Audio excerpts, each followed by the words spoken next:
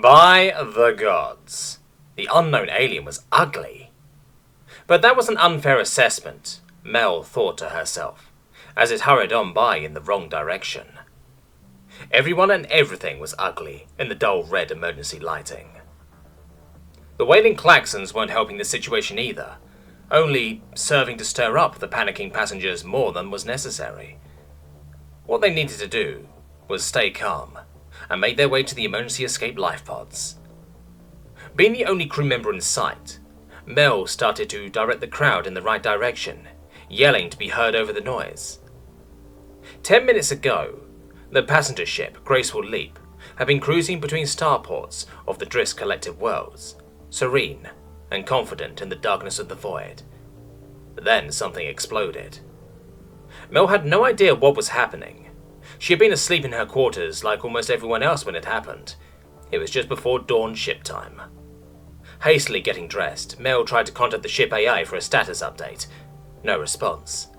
Then the lights went out all at once, quickly replaced with emergency power lighting. The intercom system said something in another language, reminding her to grab her translator. Fear growing steadily, she had broken protocol and tried to contact the duty officers stationed on the bridge. No response.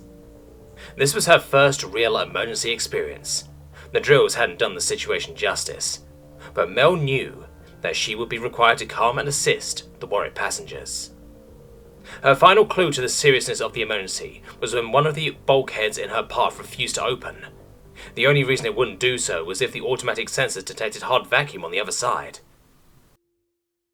Changing her direction of travel to a utility corridor, Mel started to run. Tom woke from his pleasant dream to the annoying ringing of his alarm clock. He didn't remember setting it the night before. No, he hadn't even brought it with him. It was still on the nightstand back home. It was not that sort of alarm.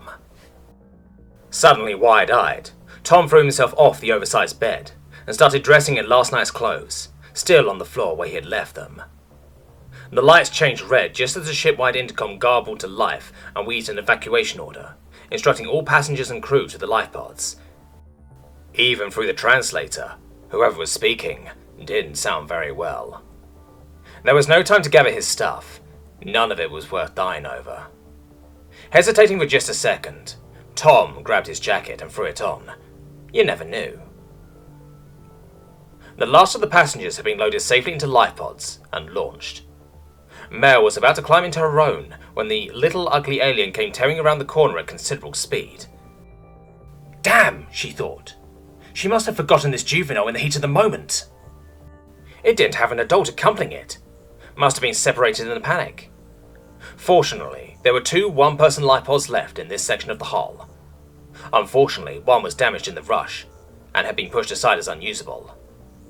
Mel was climbing back out of her pod, willing to save the young one at the potential cost of her own life, when it attacked. Tom had finally found the life pods in the pod lighting. Everything looked different compared to the regular lighting during the day, and his hangover wasn't helping. At least he wouldn't have to leave his private stash alcohol behind, having drunk the last of it the previous night. There was a crew member waiting for him by the last 2 pods, which was fortunate because he was sure they were the last 2 beings on the ship by now. Just as it moved to assist him, he tripped, tackling the surprised creature back into the pod it had been prepping a moment ago. The door automatically sealing behind him, they had a brief moment of mutually surprised eye contact in each other's embrace, before the sound of heard but unseen mechanisms moved the pod into a launch cradle. Without the time or room to back out now, Tom hit the big lit-up launch button with his elbow. He hoped this would be a short trip. His claustrophobia was already mounting.